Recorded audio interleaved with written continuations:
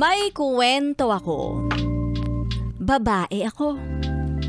Share ko lang itong nakakalokang experience ko. Minsan akong nakaranas ng petsa de peligro. Ako madalas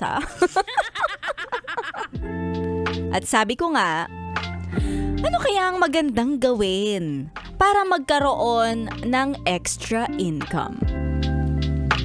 May nag-chat sa akin na di ko naman kaibigan sa Facebook. Isa siyang Arabo. Arabo na ang pangalan ay Anurag. Sa una, hi at hello ang bati niya. Sabi niya, nakita niya daw ang Facebook ko at nabighani daw siya sa aking taglay na ganda. Ay, pasado sa Arabo yung beauty mo, Tea. Kaya kung pwede daw ba, ay magkakilala kami. Kaya naman, pinrangka ko agad-agad. Sabi ko sa Arabo, I already have many friends. Wow!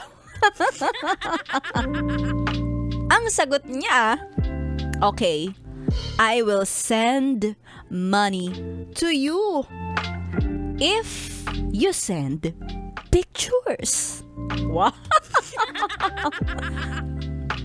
Siyempre, duda ako kung totoo o baka naman scam lang. Kaya, nagpadala ako ng picture. Ay, te, agad-agad bumibigay Nagpadala ako ng selfie. At pinatunayan niya na totoo siya. Nagpadala siya sa akin ng 500 pesos. Ay! Sabi niya, show me more. More sexy. More cocomelon. At dahil nagpadala na nga siya ng pera, sabi ko talaga, ay, todo na natin to. Kaya nag-send ako ulit. More sexy cocomelon pala So it's a deal. Meron akong mga pictures na iba't ibang posisyon. Nakatihaya, nakadapa, nakatagilid. Nag-ala calendar model ako, ala Julia Barreto. Halos 10 pictures ang pinadala ko sa kanya. Para, syempre, mataas-taas ang offer ni banker. Ay! Naghintay ako ng 3 oras.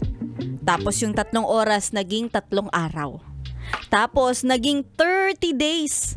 Wala na siyang pinadalang pera. As in, hindi na siya nagparamdam sa akin. Tapos yung picture ko, binura ko na. At baka magamit pa kung saan. Sana nga hindi magamit kung saan.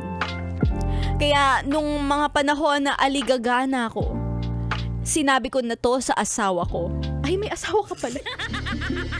Sinabi ko yung ginawa ko at ang sabi niya sa akin, abangan ko na lang kung mag-viral ang mga picture ko sa internet.